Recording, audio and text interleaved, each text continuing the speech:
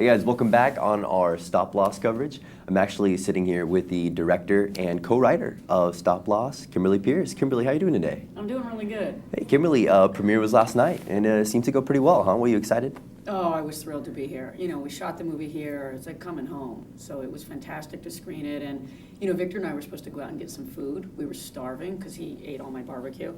And we just kept staying because the audience was like so like into it and like laughing. And, you know, it just was, it's amazing to share the movie, you know, with a Texas audience. Now let's backtrack a little bit.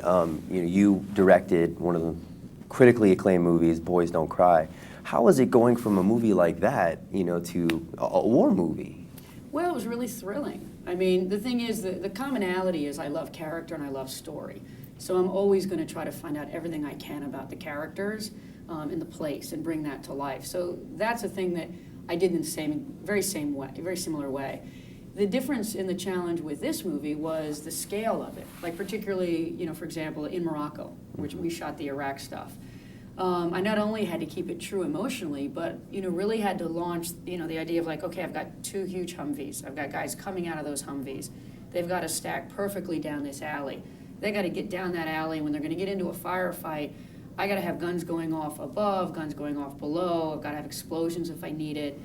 You know, I wanted the movie to grab you by the balls. I mean, that's kind of like... You know, that when I was watching the movie, Yeah. that's what I felt. You were grabbed by the balls. My balls were being, you know, completely just good right there. Yeah. Now, one of the things that I thought was really cool is the way that you incorporated these music videos that soldiers are actually making in Iraq. Like, how was that experience, like seeing those videos for the first time and deciding to put those in your movie?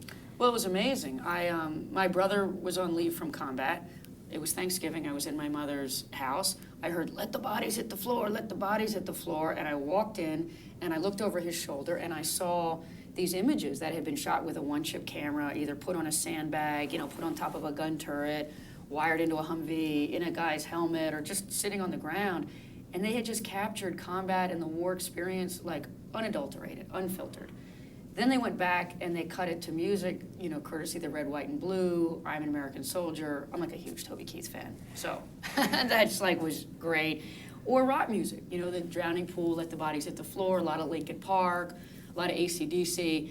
And I looked at it and I was like, this is like a cultural anthropological find. This is the heart and soul of these soldiers' lives. And this is a combat in a movie for another generation.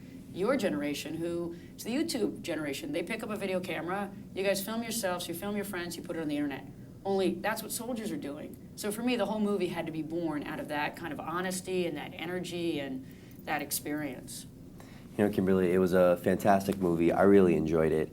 And thank you so much for sitting down, being able to talk about the film, you know, going through it. I really appreciate it. And it was eye-opening. Thank you very much. Thank you so much. Real pleasure.